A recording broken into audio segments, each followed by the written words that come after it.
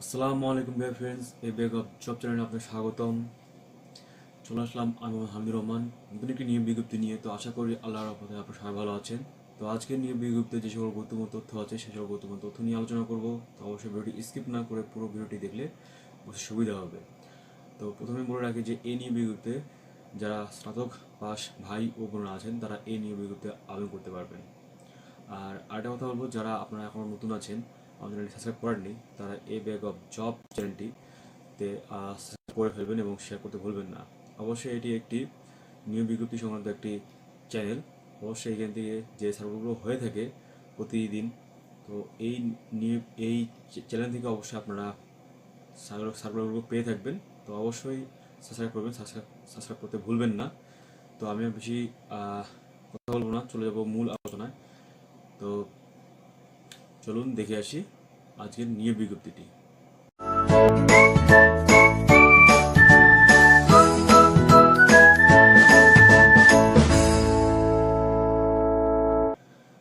তো চাকরি প্রত্যাশিত ভাই ও বোনেরা, আমরা দেখতে পাচ্ছেন প্রাথমিক শিক্ষা অধিদপ্তরের একটি নিয়োগ বিজ্ঞপ্তি। এটি প্রকাশিত হয়েছে 27 ফেব্রুয়ারি 2023। তো এই নিয়োগ বিজ্ঞপ্তিতে যেসব গুরুত্বপূর্ণ তথ্য আছে সেসব গুরুত্বপূর্ণ তথ্য নিয়ে আলোচনা করব। তো ভিডিওটি স্কিপ করলে কিন্তু অনেক কিছু আপনারা বুঝতে অসুবিধা হবে এবং বুঝতে পারবেন না। তো এখানে আমি বলবো, গুরুত্বপূর্ণ তথ্যগুলো বলবো, তো আপনারা একটু মনোযোগ সহকারে দেখবেন। তো দেখতে পাচ্ছেন নিয়োগ বিজ্ঞপ্তি। প্রাথমিক শিক্ষা অধিদপ্তরাধীন সরকারি প্রাথমিক বিদ্যালয়ে রাজস্ব খাতভুক্ত সহকারী শিক্ষক এর শূন্য পদে এবং জাতীয়করণকৃত সরকারি প্রাথমিক বিদ্যালয়ে PIDP 4 এর আওতায় প্রাক-প্রাথমিক শ্রেণীর জন্য রাজস্ব খাতে সৃষ্ট সহকারী শিক্ষক পদে জাতীয় বেতন স্কেল 2015 এর 13তম গ্রেডে অস্থায়ীভাবে নিয়োগের জন্য রংপুর, বরিশাল ও সিলেট বিভাগের সকল জেলার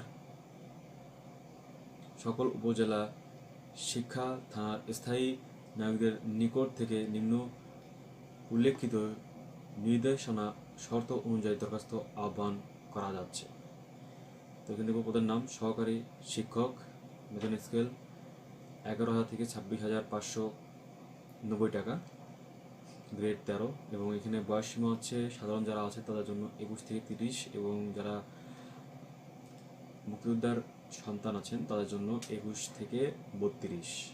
এবং এখানে যোগ্যতা লাগছে শিক্ষাগত যোগ্যতা কোন স্বীকৃত বিশ্ববিদ্যালয় হতে দ্বিতীয় শ্রেণী বা সমমানের CGPA সহ স্নাতক বা স্নাতকোত্তর বা সম্মান বা সমমানের ডিগ্রি থাকতে হবে।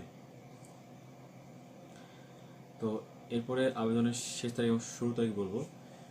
আবেদন শুরু হচ্ছে 10/3/2023 এবং শেষ হচ্ছে 24/3/2023।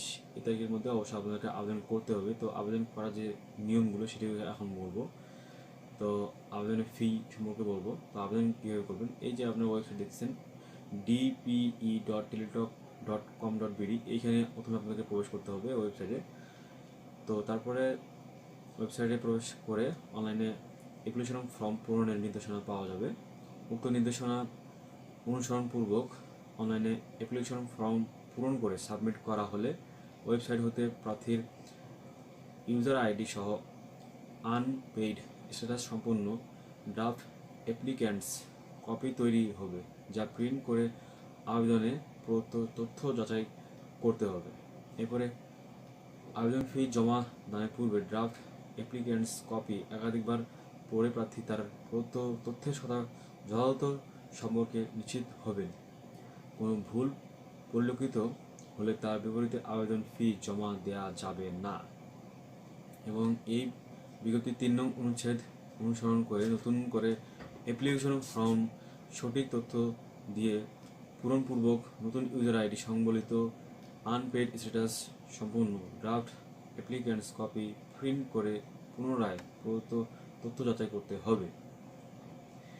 নির্ভুলভাবে পূরণকৃত অ্যাপ্লিক্যান্টস ফর্ম এর বিপরীতে প্রদত্ত ইউজার আইডি ব্যবহার করে পরবর্তী 72 ঘন্টার মধ্যে অ্যাপ্লিক্যান্টস কপিতে প্রদত্ত নির্দেশনা অনুসরণপূর্বক যে কোনো টেলিটক প্রিপেড মোবাইল নম্বর হতে SMS এর মাধ্যমে ফেরতযোগ্য 200 টাকা আবেদন ফি এবং টেলিটকের সার্ভিস চার্জ 20 টাকা সহ একত্রে মোট 220 টাকা পরিশোধ করতে হবে।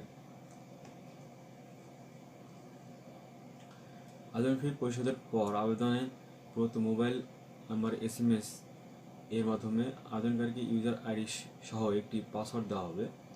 এরপরে এই যে ওয়েবসাইটে দেখতে পাচ্ছেন dpe.teletalk.com.bd, এই ওয়েবসাইটে ডাউনলোড অ্যাপ্লিক্যান্টস কপি ট্যাবে ক্লিক করে মোবাইলে প্রাপ্ত ইউজার আইডি পাসওয়ার্ড সাবমিট করে পেইড সেটা সম্পূর্ণ ফাইনাল অ্যাপ্লিক্যান্টস কপি পাওয়া যাবে। ফাইনাল অ্যাপ্লিক্যান্টস এর রঙিন কপি নিয়োগ প্রক্রিয়ার শেষাবধি আবশ্যকভাবে সংরক্ষণ করতে হবে। কেবলমাত্র আবেদন ফি পরিশোধের পরে আবেদনটি চূড়ান্তভাবে গৃহীত হয়েছে বলে গণ্য হবে এবং আবেদনে কোনো তথ্য সংশোধন, পরিমার্জন বা একই প্রার্থীর নতুনভাবে অ্যাপ্লিকেশন ফর্ম পূরণের সুযোগ থাকবে না। এই জন্য অবশ্যই আপনাদেরকে খুব সতর্কতার মাধ্যমে অ্যাপ্লিকেশন করতে হবে।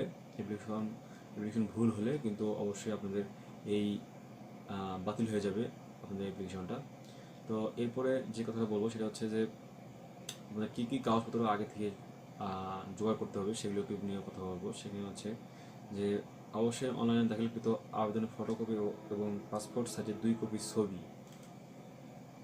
এরপরে সংশ্লিষ্ট ইউনিয়ন পরিষদের চেয়ারম্যান, পৌরসভার মেয়র, সিটি কর্পোরেশনের কাউন্সিলর কর্তৃক প্রদত্ত নাগরিকত্ব সনদপত্র, জাতীয় পরিচয়পত্র বা জন্ম নিবন্ধনের কপি এবং পোষ্য প্রার্থীদের ক্ষেত্রে সংশ্লিষ্ট উপজেলা, থানা, শিক্ষা অফিসার কর্তৃক প্রদত্ত পোষ্য সনদপত্র। এরপরে সর্বোচ্চ বয়সসীমা প্রমাণের ক্ষেত্রে মুক্তিযোদ্ধার সন্তান প্রার্থীদের জন্য সরকারের সর্বশেষ সিদ্ধান্ত অনুসারে মুক্তিযোদ্ধা প্রয়োজনীয় সনদ ও কাগজপত্র এবং শারীরিক প্রতিবন্ধী প্রার্থীদের অনুকূলে উপযুক্ত কর্তৃপক্ষ কর্তৃক প্রদত্ত সনদপত্র এবং লিখিত পরীক্ষার প্রবেশপত্রের সত্যায়িত ফটোকপি, প্রার্থীর সনদপত্র ও ছবি সত্যায়নকারী কর্মকর্তার স্বাক্ষরের নিচে